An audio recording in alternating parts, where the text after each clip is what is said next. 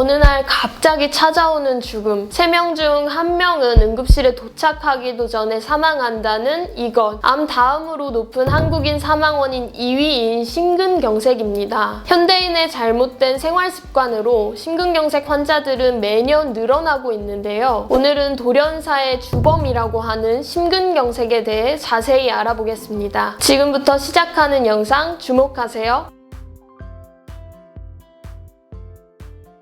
안녕하세요. 한의사 가은입니다. 여러분, 심장마비라는 말은 많이 들어보셨죠? 사실 심장마비는 심근경색이란 심장질환의 주요 증상 중에 하나입니다. 심근경색은 대표적인 심혈관 질환, 그 중에서도 관상동맥 질환인데요. 관상동맥은 심장에 혈액을 공급하는 혈관, 즉 심장 근육을 먹여 살리는 혈관입니다. 이곳을 통한 혈액 공급이 원활하지 않을 경우 관상동맥 질환이 나타나게 되는 거죠. 관상동맥 내 혈전이 발생해 심장으로의 혈액 흐름이 막히고 심장괴사 및 기능 저하가 발생하는 것인데, 이를 허혈성 심질환이라고 합니다. 심근경색증, 그 중에서도 급성 심근경색증은 무서운 병입니다. 손쓸 방도도 없이 재빠르게 치명적인 결과로 이어지기 때문인데요. 앞에서 말씀드렸듯이 심근경색은 발생 시 3분의 1은 병원에 도착하기도 전에 사망합니다. 또 적절하게 치료를 받더라도 한번 손상된 심장 근육은 재생되지 않기 때문에 심장이 제 기능을 못하는 심부전, 부정맥이 생길 수도 있습니다. 즉, 심근경색은 재빠르게 위험 신호를 눈치채고 병원에 방문하는 것이 무엇보다 중요한데요. 또한 심혈관 질환은 뇌혈관 질환, 말초혈관 질환으로 함께 나타나기도 하므로 면밀한 관찰이 더욱 중요하겠죠. 그렇다면 심근경색에 특히 유의해야 하는 사람은 누구일까요? 사실 우리 모두입니다. 한국인의 사망원인 2위를 차지하는 것이 심장질환이며, 고령화와 당뇨, 고혈압 등 만성질환자의 증가로 심혈관계 질환 또한 계속 늘고 있기 때문이죠. 그 중에서도 특히 심근경색이 잘 일어나는 고위험군은 높은 연령층, 흡연자, 고혈압 질환자, 당뇨 환자, 부모 형제 중 허혈성 심장질환을 앓은 가족력이 있는 경우, 운동이 부족한 경우입니다. 정말 누구나 생길 수 있는 이 심근경색, 도대체 왜 생기는 걸까요? 간단하면서도 명쾌하게 설명드리도록 하겠습니다. 핵심은 죽상동맥 경화증입니다. 죽상이란 동맥벽의 세포 부스러기와도 같은 죽종을 뜻하는 것인데요. 쉽게 말해 혈관 안쪽에 콜레스테롤이 쌓이는 질환입니다. 특히 혈관 안에 죽상경화반이라는 물질이 쌓이고 이것이 터지면 혈전이 생겨 혈관이 좁아지거나 막히게 됩니다. 죽상동맥 경화증은 우리 몸 혈관 어디에나 생길 수 있고, 그것이 심장 관상동맥에 발생할 경우 협심증 및 심근경색으로 이어지는 것입니다. 간단히 말해 심장을 먹여 살리는 혈관에 노폐물이 쌓여 혈액 공급이 원활하지 않을 때 심근경색이 생기는 것이라 이해하시면 되겠습니다. 그렇다면 돌연사의 주범이라고 불리는 심근경색을 의심할 수 있는 위험신호, 즉 전조 증상에는 어떤 것들이 있을까요? 일단 심근경색은 또 다른 관상동맥 질환인 협심증과 구분해 위험신호를 포착하는 것이 중요합니다. 간단히 비교해 혈관이 좁아지면 협심증, 혈관이 막히면 심근경색입니다. 협심증이 더욱 심해져 관상동맥이 완전히 막히면 급성 심근경색이 되는 것이죠. 심근경색 위험신호 첫 번째, 바로 가슴 통증입니다. 협심증이 올 땐 가슴이 뭔가 뻐근하고 이런 불편감이 5에서 10분 정도만 지속되게 되는데요. 그런데 만약 1시간 이상 오래 지속된다면 협심증이 아닐 가능성이 높습니다. 여기서 아픈 가슴의 위치도 중요한데요. 가슴 통증 환자에게 손가락으로 가슴에 어디가 아픈지 짚어보라고 합니다. 손가락 하나로 오른쪽이 아프다, 왼쪽이 아프다 라고 한다면 그것은 근육이나 뼈에 문제가 있다고 봐야 합니다. 사실 심근경색증 때문에 오는 흉통이라면 통증을 손가락으로 짚을 수가 없어요. 대부분 전체가 꽉 누르고 쥐어짜는 듯한 통증을 느끼게 됩니다. 심근경색 위험신호 두 번째, 소화불량 증상입니다. 실제로 심근경색증 환자 4명 중에 1명이 속이 더부룩하고 구역질과 구토 등의 증상으로 병원을 찾아오기도 하는데요. 이렇게 소화불량 증상과 가슴 통증이 같이 있다면 반드시 심장검사도 같이 받아보셔야 합니다. 심근경색 위험신호 세 번째, 호흡곤란입니다. 예를 들어 평소에 5층까지는 잘 오르던 계단인데 오르기가 힘들 정도로 숨이 많이 차거나 자리에 주저앉을 정도로 정도로 호흡이 곤란해지는 경우입니다. 이렇게 호흡 곤란의 증상과 지속되는 피로감은 심장 기능의 이상을 나타내는 신호이기 때문에 심근경색을 의심해봐야 합니다. 자, 그러면 심근경색을 예방하기 위해서는 어떻게 해야 할까요? 앞서 말씀드린 고위험군, 즉 고혈압 및 당뇨 환자, 그리고 흡연자 등에 해당하는 분은 바로 집중하세요. 매일 30-40분씩 운동하고 금연하는 것, 저지방 식이와 함께 신선한 채소와 과일을 섭취하는 것이 좋습니다. 지난번에 깨끗한 혈관 관리 영상 올려드렸습니다. 자세한 내용은 위의 영상 확인해주세요. 이렇게 식이요법, 운동요법, 생활요법을 통해 심장질환 위험 인자를 관리하는 것은 우리 한의학에서 매우 중요한 개념입니다. 한의학은 일찍이 자연 환경과 인체 간의 밀접한 연결성을 중시해 심근경색 또한 흉통, 흉비, 심통 등의 병증으로 분류해 다뤄왔습니다. 특히 순환이 안 되는 피를 뜻하는 어혈, 체내 비정상적 수분 체류를 뜻하는 담음, 우리 몸에 정체된 차가운 기운 등을 관리하는 것이 한의학적 심근경색 예방의 핵심입니다. 오늘은 심근경색에 대해서 알아보았습니다. 정리하자면 갑작스런 가슴 통증, 소화불량, 호흡곤란, 통증 확산이 심근경색의 위험 신호라고 할 수 있습니다. 심근경색은 증상이 발생하면 최대한 빠르게 병원으로 가는 것이 골든타임을 놓치지